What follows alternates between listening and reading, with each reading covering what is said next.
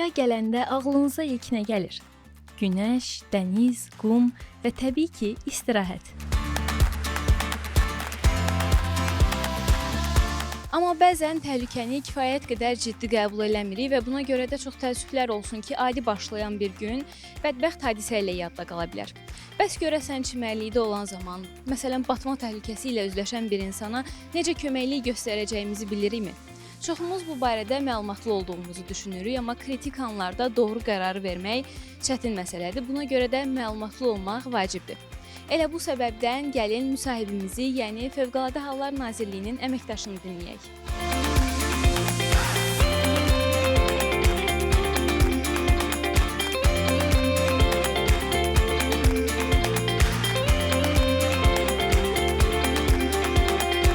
Çimərlik mövsümünə hazırlıqla əlaqədar olaraq xidmətin əməkdaşları və yerli icra hakimiyyətinin nümayəndələri ilə birgə Bakı şəhərində və Abşeron yarımadasında sahil boyu ərazilərdə monitorinqlər keçirilmişdir. Monitorinqlərin əsas məqsədi çimərliyə yararsız və təhlükəli ərazilərin aşkar olunması, o cümlədən çimərlik operatorlarına təhlükəsizlik qaydalarını özündə əks etdirən bildirişlərin təqdim olunmasıdır. Qeyd edim ki, xidmətimizin nəzarət etdiyi çimərlik ərazilərində, eləcə də İdeya İctimai Birliyinin təşəbbüsü ilə yaradılmış çimərliklərdə dalğıcılarımız tərəfindən sualtı akvatoriyanın təmizliyi baş tutmuşdur. İnsan həyatına təhlükə yarada biləcək yad cisimlər sudan təmizlənərək vətəndaşların təhlükəsiz şəkildə istirahət edə biləcəyi vəziyyətə gətirilmişdir və üzmə sərhədlərini müəyyən edən 1 metr 75 sm dərinliyində məhdudlaşdırıcı nişanlar quraşdırılmışdır. Qeyd edim ki, çimərlik ərazilərində vətəndaşlarımızın daha da ətraflı məlumat alması üçün məlumat verici lövhələr də yerləşdirilmişdir. Ümumiyyətlə, çimərliklərdə davranış qaydaları haqqında qısa məlumat vermək istəyərdim. Bəzən vətəndaşlarımız çimərliklərə spirtli içki qəbul edərək üst tuturlar və suya daxil olurlar. Belə hallar yol verilməzdir və ən əsas da buradan valideynlərə səslənmək istəyərdik ki, valideynlər az yaşlı uşaqları çimərlik ərazilərində nəzarətsiz buraxmasınlar. Uşaqlar, yeniyetmələr bir çox zaman suya daxil olaraq kobud hərəkətlər, kobud zarafatlara yol verirlər ki, bu da bir çox zaman onların xəsarət almasına səbəb olur. Və qızmar günəş altında, günün isti vaxtında qızmar günəş altında fasiləsiz dayanmaq təhlükəlidir. Hava qaraldıqdan sonra suya daxil olmaq təhlükəlidir və küləkli hava şəraitində küləyin sürəti saniyədə 10 metrdən artıq olarsa çimərliklərə gəlmək və suya daxil olmaq insan həyatı üçün təhlükəlidir. Ümumiyyətlə, onu da vurğulamaq istəyərdim ki, çimərliklərdən ən təhlükəsiz istirahət vaxtı məhz elə xilasedicilərimizin də xidmət apardığı saat intervalı səhər saat 9-dan axşam saat 8-ədək davam edir.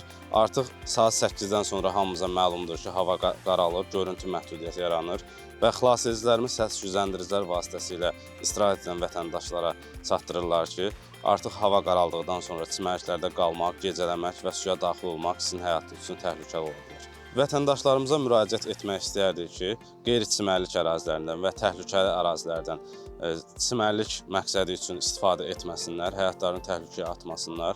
Çünki qeyri-çimərlik ərazilərində və təhlükəli ərazilər mürəkkəb sualtı relyefə, sürətli su axınına və su altında axınların, yarğanların, çuxurlarının bol olmasından insan həyatı üçün birbaşa təhlükə yaradır. Vətəndaşlarımıza müraciət etmək istəyərdik ki, yalnız xilasedicilərin mövcud olduğu ərazilərdən istifadə etsinlər, digər təhlükəli ərazilərə daxil olub həyatlarını təhlükəyə atmasınlar. Təhlükəli vəziyyətlərdə saniyələr belə həlledici rol oynayır. Xüsusilə suda boğulma təhlükəsi ilə üzləşən birinə düzgün və vaxtında müdaxilə eləmək həyati əhəmiyyət daşıyır. Belə hallarda ilk olaraq nə etmək lazım olduğunu isə gəlin xilasedicidən öyrənək. Hörmətli vətəndaşlar, məhdudlaşdırıcı nişanları keçməyin. Həyatınız üçün təhlükəlidir. Deməli, ilkin yardım belə olur ki, ilk öncə qüllədə olanlar müşahidə edirlər, xəbər verirlər, rasiyalar vasitəsilə, rabitə vasitələri vasitəsilə. Təyin olunur, yaxınlaşılır, qayıq vasitəsilə, hər hansısa bir xilasedici jilet və yaxud da last vasitəsilə yaxınlaşırıq. Ən əsas yaxınlaşanda da diqqətli olmaq lazımdır. Çünki boğulan insan, batan insan həmin an təşvişli olur.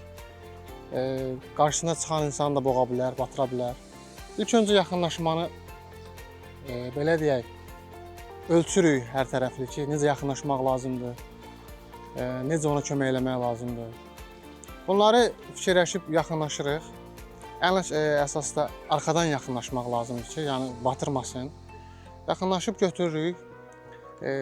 Bizim üzərimizdə xilasedici vasitələr olur. Onların vasitəsilə çıxarmağa çalışırıq. Ta ki, bir müddət belə deyək, sahilə doğru gələndən sonra çiynimizə atırıq, onun qarın boşluğunu öz çiynimizə qoyuruq ki, udduğu o suyu biz sahilə gələnə qədər istər-istəməz buraxsın.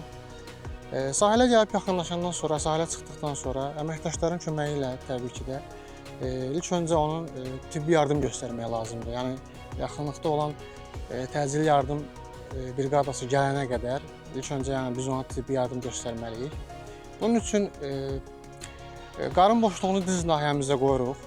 Kürəyindən, kürək nahiyəsindən əlimizlə köməkləyirik ki, mədəsinə udduğu həmin o duzlu su, dəmir suyu çıxarılsın. Sonra onun ağız boşluğunu yoxlayırıq. Yad cisimlərdən təmizləmək lazımdır. Lazım gələrsə ürək masajı, süni tənəffüs, bu kimi yardımlar edirik, bu kimi yardımlar göstəririk. Yenə deyirəm, yaxınlıqda olan təcili tibbi yardım briqadası gələnə qədər. Qeyd edim ki, çimərli mövsümü vaxtında, yəni çimərli mövsüm açılandan 9 nəfər vətəndaşımız boğulma təhlükəsi ilə üz-üzə qalmışdır. Əməkdaşlar tərəfindən xilas olunmuşdur. Bizim belə deyək, ərazilərimizdə, bizim nəzarətimizdə olan ərazilərdə bu günə qədər heç bir ölüm halı aşkar olunmamışdı, ölüm halı baş verməmişdi. Bu da bizim yəqin ki, xidmətimizin düzgün yerinə yetirdiyimizdir. Suda təhlükəsizlik yalnız fövqəladə anda düzgün reaksiya verməklə məhdudlaşmır. Risklə qarşılaşmamağın ən yaxşı yolu elə əvvəlcədən düzgün üzmə texnikalarını bilməkdir. Növbəti müsahibim bunu şəxsi təcrübəsi ilə sübut edən biridir. Qazaxıstan sahillərindən başlayaraq Xəzər dənizi boyunca 32 gün ərzində 300 kilometr məsafə qət edən peşəkar üzgüçü ilə təhlükəsiz üzmə, suda gücü düzgün bölmək və boğulma riskini azaltmaq üçün vacib texnikalar barədə danışacağıq.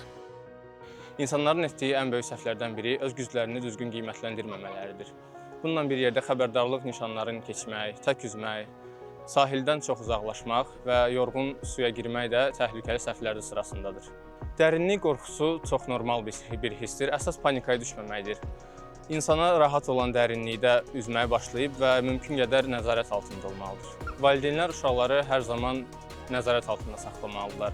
Dənizə girməmişdən qabaq dənizin vəziyyətini yoxlamaq və sahilə mümkün qədər yaxın məsafədə uşaqlarla bir yerdə suda olmaq.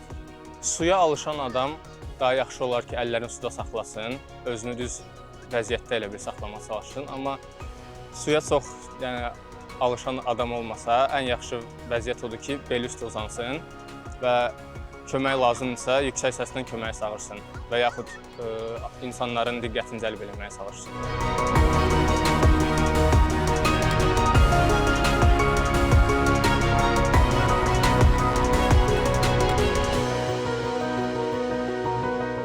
Gəlin təhlükəsizlik qaydalarına əməl eləyək ki, dəniz bizim üçün hər zaman istirahət, rahatlıq və xoş anların ünvanı olaraq qalsın.